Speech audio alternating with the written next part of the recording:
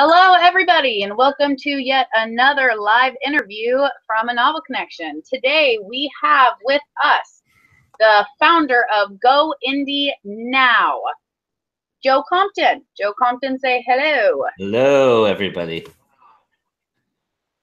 Awesome. So, Joe, to start off with, I was going to let everybody know about our little partnership that we have going on. Joe and I have decided to partner up a little bit. And join forces. Our platforms are similar in the sense that we both have kind of the same mission to help indie authors. His is more broad than just authors, but to help indie authors expand their careers and get their names out there. So, Joe, why don't you tell us about Go Indie Now? We all want to hear about it. Sure. Go Indie Now is an online platform that fosters, highlights, and supports indie artists of all art forms. So basically, I cover authors, filmmakers, musicians, anybody and everybody who needs some help getting the word out about what they do and who they are. So, and we do that through my YouTube channel, which has a bunch of shows that we produce to do that. So. Awesome. Yeah, you know, one thing I really love about what you're doing is the fact that it's helping getting the names out of lots of indie artists out there, because they just don't get enough recognition. Before I became an indie writer, I didn't even know that indie writers existed. I never thought to look up indie films or indie music or anything like that. Yeah, it's a tough go if you're an indie, especially if you're somebody that nobody knows who you are. I think that's part of the reason why it's really important that we have a community, and it's such a great community together, because helping one another helps everybody. You know, it doesn't just help one person. And I think that's part of the philosophy. I know that's a part of both of our philosophies, but I think that's certainly a philosophy out there that is paramount and really needs to be broader and wider. And I think the more people we gather through events like this, you know, through our channels, through what we're doing, I think the better the community becomes and the stronger it becomes and the more visible we all become. And that's a win-win for everybody in my book. Yeah, absolutely. Because I know, you know, one of the great things, though, I will say about today is that if you are an indie artist of any form, you have a better shot of making it than you ever did before. I mean, look at us right here. We are on live on YouTube, a platform that everybody uses. So we really do have more opportunity now than we ever did before. And Facebook simultaneously too. So if anybody's in the takeover right now watching this video, they can be watching it from the takeover itself. So yeah, I mean, and that's the great thing about social media, is it's got this broad reach and everybody uses it. So it's really important that people use it and use it to their advantage. Yeah, absolutely. So you just started a new show on Go Indie Now. Yeah. Correct. So tell us about that. It's a new segment that I'm going to do weekly on Thursdays called This Week in Indies. A Novel Connection is actually going to be a part of that. And in the first episode, we introduce what the Novel Connection is. And you do that so eloquently, by the way. It was a beautiful video. Thank you. And yeah, and then every week after that, Novel Connection will be back. Cassandra herself will be there and giving us all the great things that Novel Connection is doing, whether it's new releases or hot trends. We'll be talking all about that. And it's basically a news program where I pick out some articles about some things that would really affect indies, especially with authors. I had quite a few author stories this week, and we just kind of talk about them and go over them and make sure that indies are aware of what's going on. I mean, there was a big deal. This first article I read was about Ingram expanding their reach to the world, and that is a great thing, because now they're out there saying, hey, we're not going to roll over and die. We know Amazon kicks our butt every day of the week, but we're not. We're here too, and we're going to be here. And now we're now in London, which now they can spread across Europe from being in a central location like London, and offer print on demand to people overseas that didn't have it before, which I think is awesome because CreateSpace is tough for people overseas because of shipping costs. Yeah, shipping costs and managing the site through dollars instead of euros. So the conversion rates, all of those things. And so if they're actually physically doing something over there, which, I think it's still probably the same model as Amazon, but at least they might be able to discount it or give it an alternative. One of the cool things about Ingram is that they have a little bit better reach in terms of offering indies a little better rate on how to print their books because they do it in bulk. So they do it what? They do it in bulk. So it's a better rate overall. But I don't know how they're going to do it in England. They just acquired this company. I'm sure they're still working out all the details. But it was something that I thought was very important to let indies know because you and I both reach out to people across the world. So and we all have different problems being indie. So that's something that my show is going to explore. So yeah, awesome. So what about your books? How many have you written? Are you working on anything right now? What's the deal? Yeah, so I've written one book. It's a crime thriller called Amongst the Killing. It's a dual perspective novel told in the perspective of two characters. So the protagonist and antagonist are telling the story, but they're telling it in alternate chapters. So the detective tells the first chapter and then the mass murderer tells the second chapter. It's basically a story of a mass murderer and a detective following one another in a case, and it just goes all the way to the end of their story. I'm writing the sequel currently, which will be out next March. And I also have another series that I'm working on, which I'm doing something kind of interesting I've never done before. In that, I'm actually dictating to my phone the novel. So I've been going to the gym every morning, and after I'm done, I get this adrenaline, and I sit down in my car for a few minutes just to unwind and get my breath back a little bit. And when I do that, I find I have this creativity, and I've been talking to my phone. And all of a sudden, a novel came out of me, and so now I'm hopefully it's not all gibberish when I get back and type it up, but we'll see. But right. I've been dictating to my phone virtually every morning for the last 2 weeks. So I have about 3,000 words in my phone I need to get out of. So now, when you say that you have it in your phone, is it typed up in your phone, or is it? Are you speaking into your phone? I'm speaking into my phone. It's a voice program. It's like a dictaphone kind of program.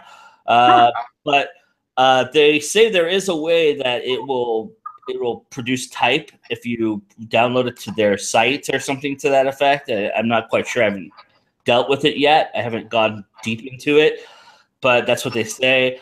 I don't know if that I'm going to go that route because I just think, if you've ever done voice recognition on your phone where you talk to somebody and it prints it out, it doesn't always look the way you said it. So, yeah. So I'll listen to it and type it as I'm listening to it. That's how I'm going to do it. So I see. Okay. Well, that's kind of cool though, because then when you're out and you have ideas, you can just quickly record it onto your phone. That's a good idea. I'm going to use that because it's so often that I'm out time to take note of it in my phone by typing it out. But if I just could click on an app or whatever it was and just quickly record it, that's a good idea. I'm going to remember that. Yeah. I lose a lot of ideas not being able to write down and take note of the random things that pop into my head throughout the day. And I'm always like, oh, it's okay, I'll remember it. I used to take a notebook everywhere I go, but that becomes cumbersome after a while because then you're carrying around a big notebook, or even if it's a little tiny one. And I hate the little tiny ones because then I run out of room and I want to write on the same page. I don't want to have to keep flipping pages to keep writing. So I'd rather have a bigger one, but just having it around, because sometimes you're not in a space where you have the opportunity to do that or sit down and write what you're thinking. So the phone, I can just pick it up because it's always on me and just talk right to it. So, and I discovered this whole thing by accident. It was totally just random that I was looking around. I was like, well, I was looking for voice recognition software, and this app popped up, and I said, okay, I'm going to try it. And that's what I did. So. Okay. So I want to ask you something more like, I want to know if you can relate to something. Okay. Do you find yourself getting too wrapped up in the promoting of other indie artists and kind of forgetting to put yourself out there as well? Well, I will definitely say that I don't promote myself as much as I should. I do fortunately have these opportunities, these takeover opportunities, and that's where I do most of my own personal promoting. So, and I try to do at least one of those a week if I can, maybe 2 or 3 if I find them. You know, I find though that with takeovers you have to do them in bunches or you have to do them periodically, because what ends up happening at these takeovers is that the same people go to the same takeovers, and then you're posting the same thing, and those people already seen you, and your effectiveness doesn't reach its maximum that it should. So I always look for takeovers that have a mass amount of numbers to them, or have people that I don't know a lot. If I see that a takeover is filled with a lot of people who are my friends, I probably won't do a takeover there, just simply because it doesn't help me anyway, because they all know about Go Indie now. They all know about my book. So it really, I mean, as much as I like to hang out with my friends and talk to my friends and have fun with my friends, you know, this is a business and I'm trying to further my cause. So totally, time and money. Yeah. And that's the only time I promote myself. So it's really important that I find places where I'm not known, and do it that way, because that I find that is very effective. So, but otherwise I don't have a lot out right now. I just have the one book. So I did a tour with that book. I'm pretty happy with where I'm at in that situation. So Go Indie now is kind of taken up my life for the last 1.5 years, and I have no problem promoting that. That's for me, and promoting others. It's just the way it is, and I'm happy with that. I'm good with it. I don't need to worry about me. So people will find me just by doing that too. So Yeah, you find that if you help other people help you. So it goes around and comes around. So I don't worry too much about it. It's not my income. If it was my livelihood, then yeah, you'd see me promoting it a lot more, and I'd be a lot more aggressive, and I'd be doing a lot more for it. But it's not, so I don't have to worry about that, fortunately. Now, if it becomes my livelihood, then yeah, maybe that would change. But yeah. So okay, let's kind of switch gears a little bit. What inspired you to do Go Indie now? Was it something that you just kind of fell into, or was it really planned ahead? Tell me about that.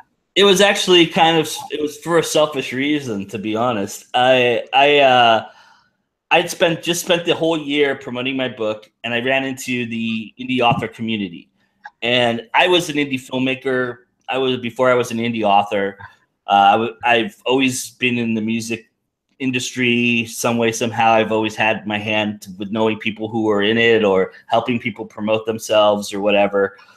And so those two industries are cutthroat, and they're really, you find yourself on an island pretty quickly. You know, it's tough for those guys to be seen and be a community. It's very hard because it's so competitive.